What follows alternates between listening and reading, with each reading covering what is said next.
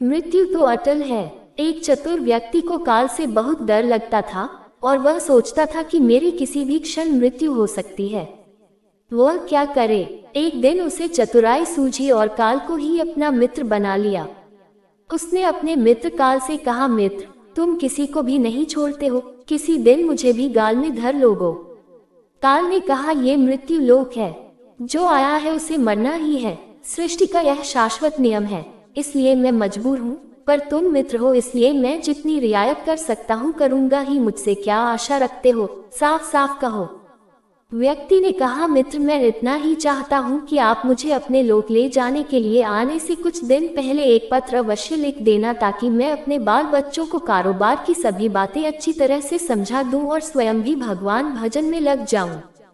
काल ने प्रेम से कहा, यह कौन सी बड़ी बात है, मैं एक नहीं आपको 4 पत्र भेज दूंगा। चिंता मत करो, चारों पत्रों के बीच समय भी अच्छा खासा दूंगा ताकि तुम सचेत होकर काम निपटा लो। वह व्यक्ति बड़ा ही प्रसन्न हुआ। सोचने लगा कि आज से मेरे मन से काल का भय भी निकल गया। मैं जाने से पूर्व अपने सभी कार्य पूर्ण करके जाऊंगा तो देवता भी मेरा स्वागत करेंगे। दिन बीतते गए, आखिर मृत्यु की घड़ी आ पहुंची। काल अपने दूतों सहित उसके समीप आकर बोला, मित्र, अब समय पूरा हुआ, मेरे साथ चलिए। मैं सत्यता और दृढ़ता पूर्वक अपने स्वामी की आज्ञा का पालन करते हुए एक क्षण भी तुम्हें और यहाँ नहीं छोड़ूंगा। उस व्यक्ति के माथे पर बल पड़ गए, भृकुटी तन गई और कहने लगा, धिक्कार है तुम्हारे जैसे मित्रों पर। मेरे साथ विश्वासघात करते हुए तुम्हें लज्जा नहीं आती। तुमने मुझे वचन दिया था कि आने से पहले पत्र लिखूंगा, परंतु तुम तो बिना किसी सूचना के अचानक दूतों सहित मेरे ऊपर चढ़ाए। मित्रता तो दूर रही, तुमने अपने वचनों को भी नहीं निभाया। काल हंसा और बोला, मित्र, इतना झूठ तो न बोलो। मैंने आपको एक नहीं 4 पत्र भेजे, आपने एक भी उत्तर नहीं दिया। उस व्यक्ति ने चौंक कर पूछा, कौन से पत्र? कोई प्रमाण है? मुझे पत्र प्राप्त होने की कोई डाक रसीद आपके पास है तो दिखाओ। काल ने कहा, मित्र, घबराओ नहीं, मेरे 4 पत्र इस समय आपके पास मौजूद हैं। मेरा पहला पत्र आपके सिर पर चढ़कर बोला, आपके काले सुंदर बाल, उन्हें सफेद कर दिया और यह भी कहा कि सावधान हो जाओ, जो करना है कर डालो। बनावटी रंग लगाकर आपने अपने बालों को फिर से काला कर लिया और पुनः जवान बनने के सपनों में खो गए। आज तक मेरे श्वेत अक्षर आपके सिर पर लिखे हुए हैं। कुछ दिन बाद मैंने दूसरा पत्र आपके नेत्रों के प्रति भेजा। नेत्रों की ज्योति मंद होने लगी, फिर भी आंखों पर मोटे शीशे चढ़ाकर आप जगत को देखने का प्रयत्न करने लगे। 2 मिनट भी संसार की ओर से आंखें बंद करके ज्योति स्वरूप प्रभु का ध्यान मन में नहीं किया। इतने पर भी सावधान नहीं हुए तो मुझे आपकी दीन दशा पर बहुत तरस आया और मित्रता के नाते मैंने तीसरा पत्र भी भेजा। इस पत्र ने आपके दांतों को छुआ, हिलाया और तोड़ दिया। आपने इस पत्र का भी जवाब न दिया, बल्कि नकली दांत लगवाए और जबरदस्ती संसार के भौतिक पदार्थों का स्वाद लेने लगे।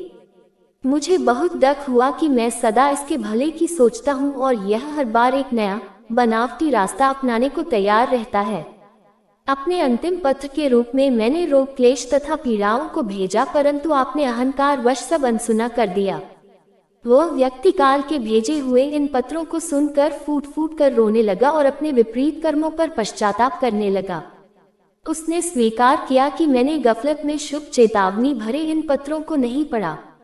मैं सदा यही सोचता रहा कि कल से भगवान का भजन करूंगा, अपनी कमाई अच्छे शुभ कार्यों में लगाऊंगा, पर वह कल ही नहीं आया। काल ने कहा, आज तक तुमने जो कुछ भी किया, राग रंग, स्वार्थ और भोगों के लिए जानबूझकर ईश्वरीय नियमों को तोड़कर तुमने कर्म किए। उस व्यक्ति को जब कोई मार्ग दिखाई नहीं दिया तो उसने काल को करोड़ों की संपत्ति का लोभ दिखाया। काल ने हंसकर कहा, मित्र, यह मेरे लिए धूल से अधिक कुछ भी नहीं है। धन, दौलत, शोहरत, सत्ता, ये सब लोभ संसारी लोगों को वश में कर सकता है, मुझे नहीं।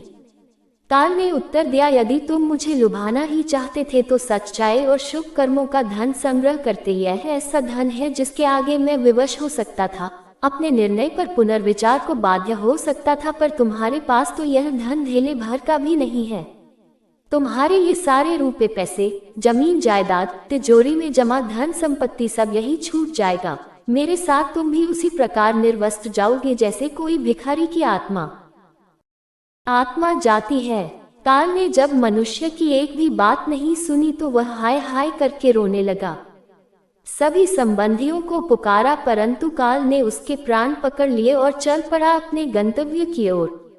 शिक्षा, एक ही सत्य है जो अटल है, वह है कि हम एक दिन मरेंगे जरूर। हम जीवन में कितनी दौलत जमा करेंगे, कितनी शोहरत पाएंगे, कैसी संतान होगी, यह सब अनिश्चित होता है, समय के गर्भ में छुपा होता है। परंतु हम मरेंगे एक दिन, बस यही एक ही बात जन्म के साथ ही तय हो जाती है। समय के साथ उम्र की निशानियों को देखकर तो कम से कम हमें प्रभु परमेश्वर की याद में रहने का अभ्यास करना चाहिए।